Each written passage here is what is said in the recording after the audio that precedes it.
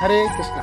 गीता अमृत में आप सभी का स्वागत है। तो हम आ गए हैं भगवत गीता अध्याय 4 श्लोक क्रमांक 23।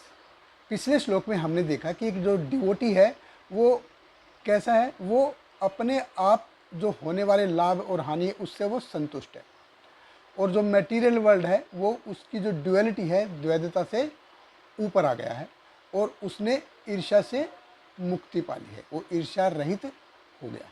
भगवान कृष्ण इस श्लोक में बताते हैं कि कैसे वो भौतिक जगत के जो 3 गुण हैं, प्रकृति के जो 3 गुण हैं, कैसे इनसे ऊपर उठ जाता है। तो भगवत गीता अध्याय 4 श्लोक क्रमांक 23 भगवान कृष्ण कहते हैं, गत संगस्य मुक्तस्य ज्ञान अवस्थित चेतसः यज्ञाय आचरत कर्म समग्रम प्रविलीयते। भगवान कृष्ण कहते हैं कि जो पुरुष प्रकृति के गुणों के प्रति अनासक्त है और जो दिव्य ज्ञान में पूर्णतः स्थित है, उसके सारे कर्म ब्रह्म में लीन हो जाते हैं। देखिए, हम सब क्या है, प्रकृति के 3 गुणों द्वारा संचालित होते हैं। अध्याय 3 में भी जैसे हमने देखा था, प्रकृति क्रियमाणानि गुण कर्माणि सर्वशः अहंकार विमूढ़ आत्मा कर्ता अहम इति मन्यते। हम सब क्या है, इस भौतिक जगत में सारे के सारे प्रकृति के जो 3 गुण हैं उनके द्वारा प्रोत्साहित किए जाते हैं। हमारा खाना, हमारा बोलना, हमारा काम करने का तरीका, ये सारे के सारे भौतिक जो गुण है, प्रकृति के जो 3 गुण हैं उनके द्वारा प्रभावित होते हैं।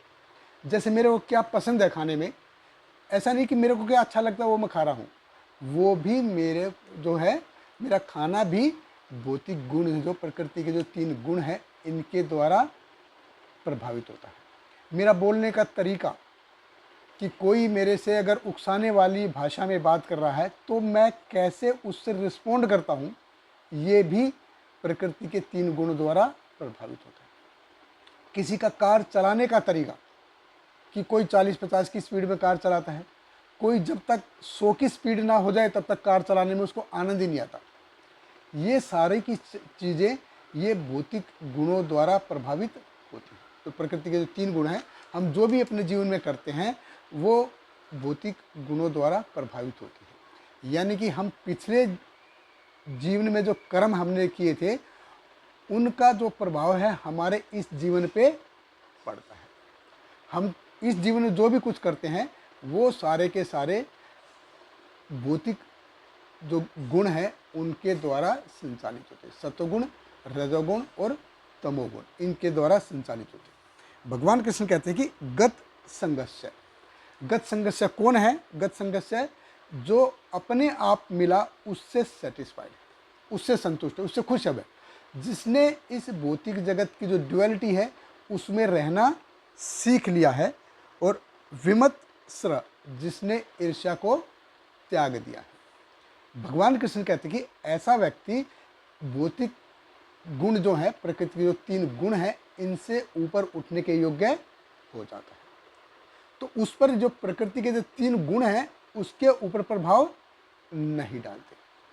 तो जब वो भौतिक गुणों से ऊपर उठ जाता है तो उसका जो काम करने का जो तरीका है, जो काम करने की जो प्रेरणा है, वो बदल जाती है। गत संगस्य मुक्तस्य।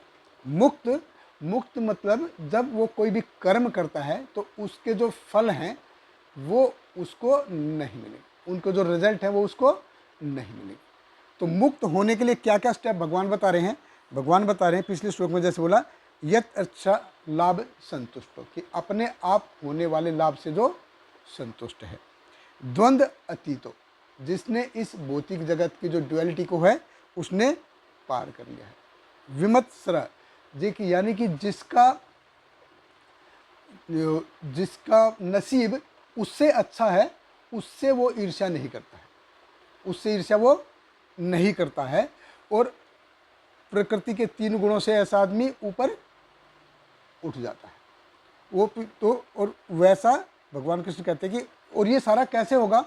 जब हम सत्वगुण में, तो जिसमें 3-4 क्वालिटी जैसे भगवान ने बताई हैं वो सब करेगा, तो वो भौतिक प्रकृति के जो 3 गुण हैं इनसे ऊपर उठ जाएगा, द्वंद अतीत हो जाएगा वो, कि यानी कि ये जो भौतिक मटेरियल वर्ल्ड में जो कुछ दिखता है एक्चुअल में वो नहीं है। तो और पिछले जन्मों का जो हम बोझा लेके चल रहे हैं उसके हिसाब से हमको इस जीवन में अच्छाई और बुराई मिलती है।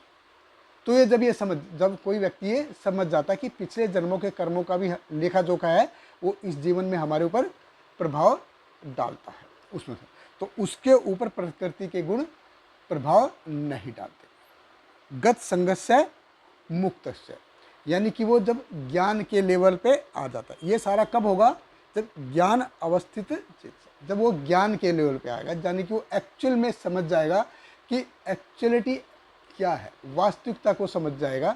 जब वो ऐसे जीवन जिएगा तो वो भौतिक प्रकृति के जो 3 गुण है उनसे ऊपर उठ जाएगा। जब तक हम ये नहीं समझते कि ये भौतिक जगत कैसे काम कर रहा है, how things are going on, तब तक हम अपने आप को कंट्रोल करने में समर्थ नहीं हो सकते। हम अपने आप को कंट्रोल कर ही नहीं पाएंगे। हमारे विचार हैं, हमारे रिस्पॉन्स हैं, उनको हम कंट्रोल कर ही नहीं पाएंगे। इसलिए भौतिक जगत कैसे काम कर रहा है ये जानना बहुत ही महत्वपूर्ण है, बहुत इम्पोर्टेंट है। और भगवत गीता हमको ये जानने में बहुत मदद करती है। देखिए, भक्ति योग को बुद्धि योग भी कहा गया है। तो जैसे अध्याय 3 में हमने देखा था कि काम कहाँ पे निवास करता है काम के जो 3 स्थान है जहाँ पे काम निवास करता है। इंद्रियणी मनोबुद्धि अस्य अधिष्ठानम उच्यते, कि जो इंद्रिया, मन और बुद्धि, तो यहाँ पे देखिए इंद्रिया, मन और बुद्धि, बुद्धि को मन और इंद्रियों से श्रेष्ठ बताया गया है। जो हमारी जो बुद्धि है ये मन और इंद्रिय से उच्च है, श्रेष्ठ है। तो हमको अपनी बुद्धि का इस्तेमाल कैसे करना चाहिए? हमको अपनी बुद्धि का इस्तेमाल ये डिसाइड करने में लगाना चाहिए कि भक्ति के लिए क्या अच्छा है और भक्ति के लिए क्या अच्छा नहीं है। भक्ति के लिए जो अच्छा है उसको हमको करना चाहिए, और जो भक्ति के लिए अच्छा नहीं है, आध्यात्मिकता में आगे बढ़ने के लिए जो अच्छा नहीं है, उसको हमें नहीं करना चाहिए। यानी कि हमको उसी हिसाब से कार्य करने चाहिए। अनुकूलस्य संकल्प प्रतिकूलस्य वर्जनम, यानी कि भक्ति में जो ऐसा नहीं कि मेरे को जो पसंद है वो मैं करूं, भक्ति में वो नहीं है। भक्ति में जो भगवान कृष्ण को जो पसंद है वो हमको करना है, चाहे वो जरूरी नहीं कि मेरे को पसंद हो। और जो मेरे को पसंद नहीं है वो मेरे को नहीं करना है। लेकिन भक्ति में जो भगवान कृष्ण को पसंद है, चाहे बेशक मेरे को वो पसंद ना हो, वो मेरे को नहीं करना। तो ये भक्ति के लिए है। तो जो भक्ति के कार्य में आगे बढ़ने में हमको मदद करे वो हमको करनी चाहिए, और जब भक्ति में, आध्यात्मिकता में आगे बढ़ने में हमको रुकावट डाले वो हमको नहीं करना चाहिए। तो हमको अपने मन के हिसाब से काम नहीं करना चाहिए कि मैं अपनी इच्छा से ड्रीवन हो रहा हूँ, नहीं। हमको भगवान कृष्ण की इच्छा से काम करना चाहिए कि वो हमको ड्राइव करने चाहिए। कैसे? तो तभी ये सारा का सारा कैसे पॉसिबल है?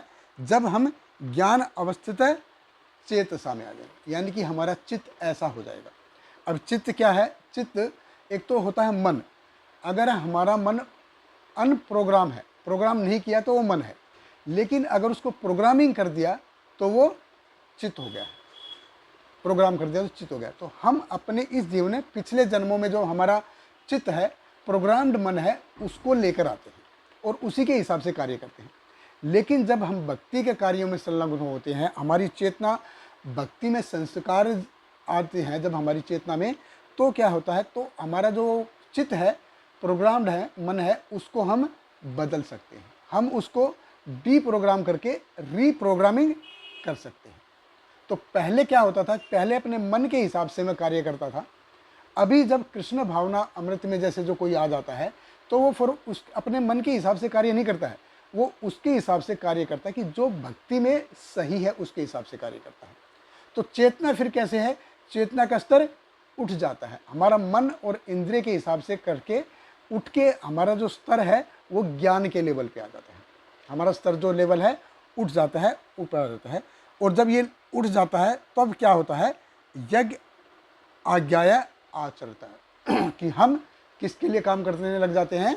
कृष्ण भावना अमृत में काम करने लग जाते हैं। हम अपनी इंद्रियों से भगवान की इंद्रियों को तुष्ट करने का प्रयास करने में लग जाते हैं कि भगवान को कैसे प्रसन्न किया जाए। तो हम तब जब ज्ञान हो जाता है तो व्यक्ति अपने मन, अपनी बुद्धि और अपनी इंद्रियों को भगवान कृष्ण के प्रसन्न करने वाले कार्य में लगाता है, उनकी सेवा में लगाने लग जाता है। बहुत बहुत धन्यवाद। हरे Krishna. Hare Krishna, Hare Krishna, Krishna Krishna, Hare Hare, Hare Rama, Hare Rama, Rama Rama, Hare Hare.